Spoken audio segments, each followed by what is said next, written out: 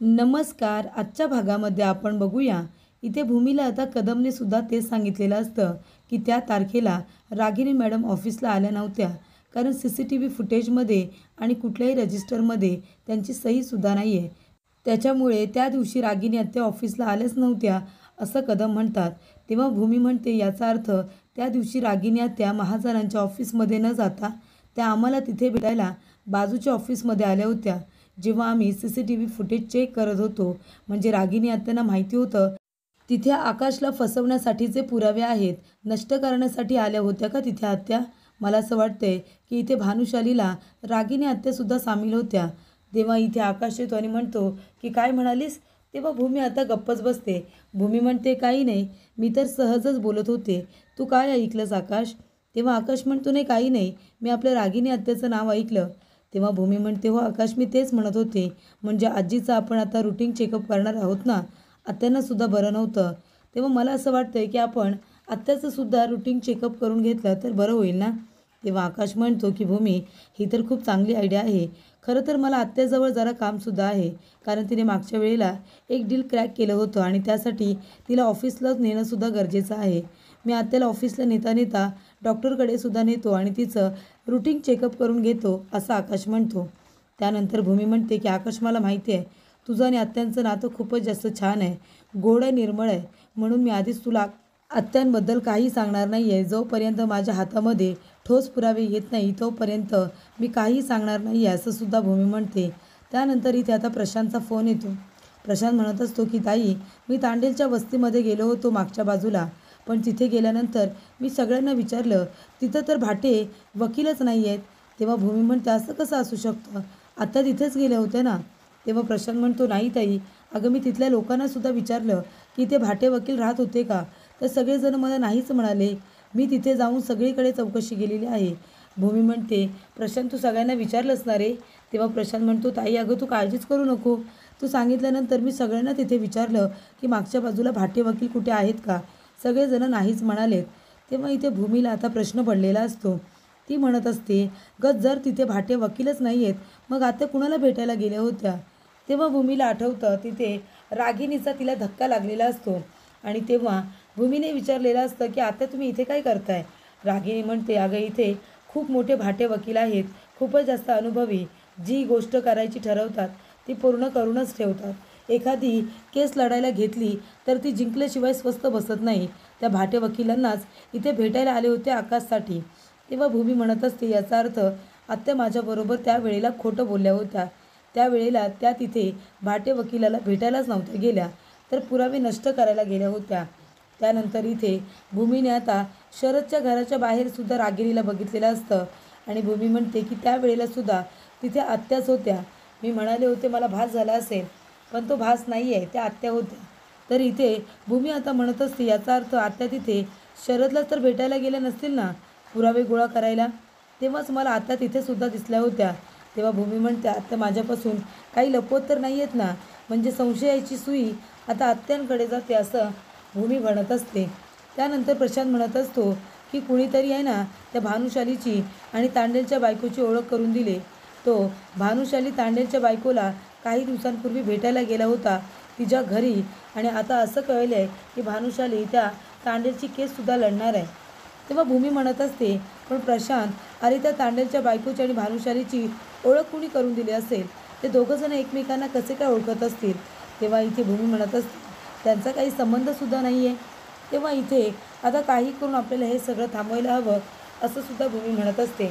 तेव्हा आकाश म्हणतो की मला असं वाटतंय अशी कोणीतरी व्यक्ती आहे जी तांडेलच्या बायकोला, तांडेलला आणि भानुशालीलासुद्धा ओळखते आणि तिनेच त्या दोघांची ओळख करून दिली असेल असं सुद्धा मला वाटतंय. तेव्हा भूमी म्हणत असते की आता काही करून नक्की खरं काय आहे ते लवकरात लवकर शोधून काढायला हवं. पण या सगळ्यामध्ये रागिनी आता जर इन्व्हॉल्ड असतील तर, आणि कदाचित त्या नसतील तर मग हे सगळं प्रकरण कुणी बरं केलं असेल? आकाशला फसवण्यासाठी कुणाची दुश्मनी असेल आकाशबरोबर असं आता रागिनी म्हणते. त्यानंतर इथे आता आकाश रागिनीला म्हणत असतो की आत्या, मला असं वाटतंय की ह्या महिन्यात तुझा आपण रुटीन चेकअप करायचं आहे, ते आपण करून घेऊया का आजच? आणि ऑफिसमध्ये सुद्धा तुला जरा यायचं आहे. मागच्या वेळेला तू सिन्हांचं जे डील क्रॅक केलं होतंस ना, त्या संदर्भात मला जरा तुझ्याशी बोलायचं आहे. तेव्हा आजच्या दिवस तू जरा ऑफिसमध्ये सुद्धा ये. तेव्हा इथे आता पौर्णिमा म्हणत असते की ही बाई आता काय बोलणार आहे काय माहिती, कसं बोलण्यामध्ये सगळ्यांना गुंडाळत असते. तेव्हा इथे रागिनी म्हणत असते की एका अटीवरती मी रुटीन चेकअप करेन, पण मी ऑफिसला फक्त एका दिवसासाठी नाही तर मला कायमचं यायचं आहे. कारण घरी बसून मी बोर होते, माझ्या मेंदूला वाळवी लागेल ना, त्यापेक्षा मला ऑफिसला येऊ दे. जसं मी काम करत होते तसं काम मला करू दे. रोज ऑफिसला येणाऱ्या माणसाला तुम्ही घरामध्ये बसून ठेवले आणि घरामध्ये बसून बसूनसुद्धा मला कंटाळाच येतो ना. त्याच्यापेक्षा माझी ऑफिसमध्ये मदत होईल, मलासुद्धा ऑफिसला यायचं आहे, ते सुद्धा रोज. तेव्हा पौर्णिमा म्हणते हे नाहीतर काय आई, तुम्ही बरोबर बोलताय. तेव्हा आकाश म्हणतो काय बरोबर बोलते, तिला मी आराम करण्यासाठी सुट्टी दिली आहे ना. एक काम करा ना आत्या, तुम्ही तू आणि राजे काका कुठेतरी बाहेर फिरायला जा. तेव्हा रागिनी म्हणते आम्ही काय आता दोघंजणं काय एकदम यंग कपल आहोत का कॉलेजला, तेव्हा आम्ही कुठेही फिरायला जाऊ. तेव्हा आकाश म्हणतो मग काय झालं आत्या, जा ना तू फिरायला. तेव्हा रागिनी म्हणते नाही रे बाबा नाही. तेव्हा इथे पौर्णिमा म्हणत असते आणि जर आईंना बाहेर पाठवलं तर मग बाबांनासुद्धा सुट्टी द्यावी लागेल ना, आणि जर बाबांनी सुट्टी घेतली तर मग सगळं कामाचं प्रेशर अभिजितवर येईल. तेव्हा आकाश म्हणतो की काही असं होणार नाही आहे, अभिजितवरती कामाचं प्रेशर येणार नाही. तेव्हा आकाश म्हणतो आत्या आपल्याला जायचं आहे हॉस्पिटलमध्ये तुझं रुटीन चेकअप करायला. रागिनी म्हणते ठीक आहे, पण मी रोज ऑफिसला येणार. तेव्हा आकाश म्हणतो बरं ठीक आहे, आपण हे नंतरचं नंतर बघू. तेव्हा भूमी म्हणते की आकाश चल तू आधी नाश्ता करून घे बरं. तेव्हा आकाश म्हणतो नाही नको भूमी, आत्ता यायच्या आधी मला काही माझी कामं उरकायची आहेत आणि आता खात बसलो तर उशीर होईल. मला आता आधी ऑफिसमध्ये जाऊ दे, तिथे गेल्यानंतर मी काहीतरी नक्की खाईन. तेव्हा भूमी म्हणते आत्या तुम्ही या, मग तुम्ही नाश्ता करून घ्या, तुम्हाला गोळ्यासुद्धा घ्यायच्या आहेत ना. तेव्हा इथे रागिनी म्हणते हो ना गं. तेव्हा इथे आता अभिजितने रागिनीच्या गोळ्या आणलेल्या असतात. तेव्हा रागिनी म्हणते की अभिजित अरे तू मला ह्या चुकीच्या गोळ्या दिल्या आहेस. तेव्हा भूमी म्हणते तुम्ही जसं आकाशला चुकीच्या गोळ्या द्यायचा तसं का. तेव्हा इथे सगळेजण तिच्याकडे बघायला लागतात. तेव्हा पौर्णिमा म्हणते काय गं ताई काय म्हणालीस तू. तेव्हा भूमी म्हणते काय म्हणाले मी. तेव्हा आता पौर्णिमा तिला सगळं सत्य सांगायला जात असते. तेव्हा भूमी म्हणाली आत्या तुमच्या गोळ्या आहेत माझ्याकडे, थांबा मी घेऊन येते. तेव्हा इथे आता रागिनी पौर्णिमेला गप्प करते आणि म्हणते अगं तुला माहिती आहे ना, भूमीला सगळं तुकड्या तुकड्यांमध्ये आठवतं आहे. आता तिला त्या आधीचं आठवलं असेल तर तू तिला पुन्हा सगळी आठवण करून देत होतीस की तू असं म्हणाली म्हणून. तेव्हा आता भूमी पटकन बोलून तर गेलेली असते, पण तिला काहीसुद्धा आठवत नसतं. त्यानंतर इथे भूमी रागिनीच्या गोळ्या घेऊन येते आणि तिला आधी गोळी खायला देते. तेव्हा रागिनी म्हणत असते की भूमी अगं तू या घरामध्ये लग्न करून आलीस ना, एका मुलीची कमतरता तू भरून काढलीस खरंच. म्हणजे सगळ्यांचं सगळं किती प्रेमाने करतेस गं.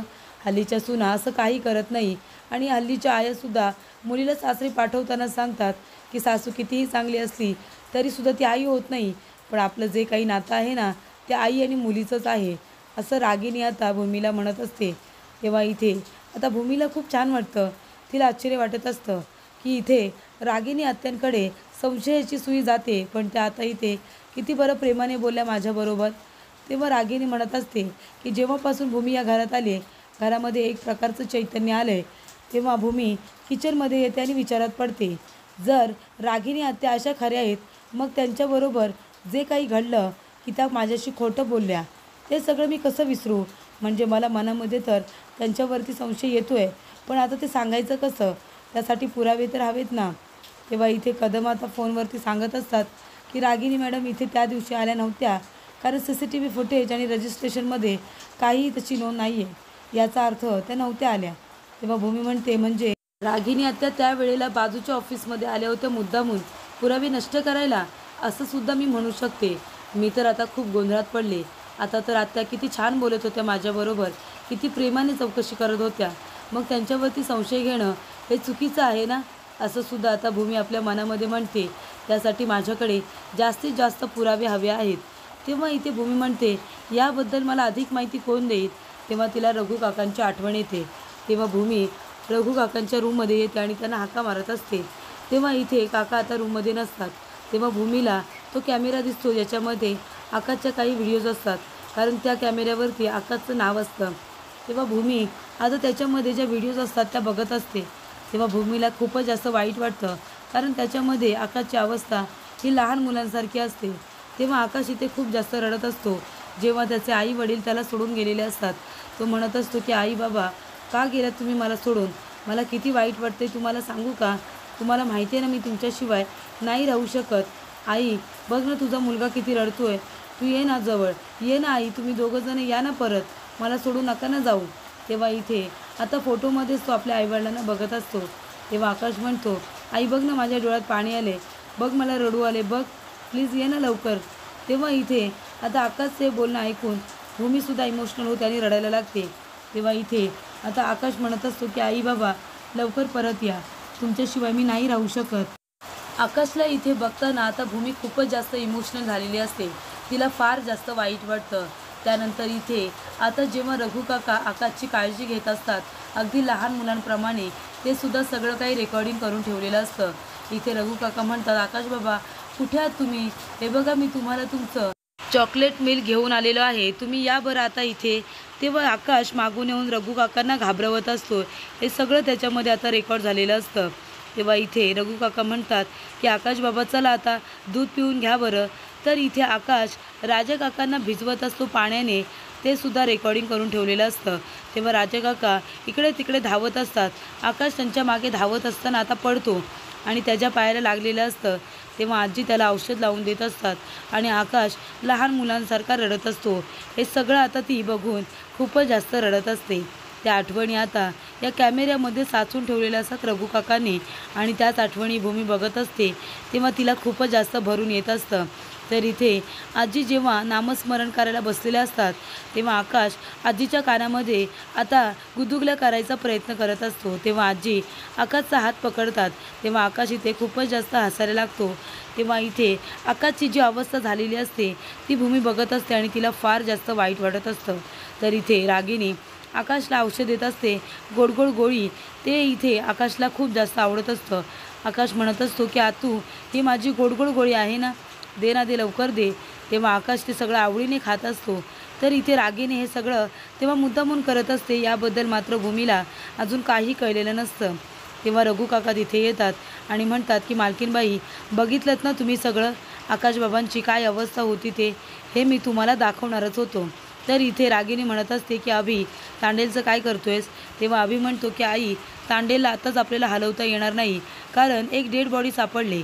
त्याच्यामुळे आता सगळ्या गाड्या चेक केल्या जात आहेत, नाकाबंदी झालेली आहे. आताच जर तांडेला आपण इथून हळवलं तर मग आपल्यावरती सगळ्यांचा संशय येईल. रात्रीपर्यंत मी सगळं काही करून टाकेन, तू काळजी करू नको. तेव्हा रागिनी म्हणते त्या तांडेलपर्यंत जर भूमी पोचली ना तर सगळं प्रकरण आपल्या अंगाशी येईल, कळतंय का तुला? आणि तो पळूनसुद्धा जाता कामा नये. तेव्हा अभि म्हणतो की आई असं काही होणार नाही आहे, मी संध्याकाळपर्यंत त्याची व्यवस्था करून टाकतो, पण आता आपल्याला नेता येणार नाही आहे. तेव्हा रागिनी म्हणते जे करशील ना ते विचारपूर्वक कर, नाही ते सगळं प्रकरण आपल्या अंगाशी येईल. तर इथे भूमी आता ते सगळं बघत असते. रघु काका म्हणतात मालकीनबाई बघितलंत ना तुम्ही? तेव्हा भूमी म्हणते की रघु काका हे सगळं तुम्ही शूट करून ठेवले आहेत का? तेव्हा रघु काका म्हणतात या आकाशबाबांच्या आठवणी सगळ्या मी शूट करून ठेवायचो. तेव्हा रघु काका म्हणत असतात की तुमच्यामध्ये आणि आकाशबाबांमध्ये भांडण झालं होतं, तेव्हा मी तुम्हाला हे दाखवणार होतो, त्यासाठी हा कॅमेरा काढला होता की आकाशबाबांची अवस्था त्यावेळेला अशी होती.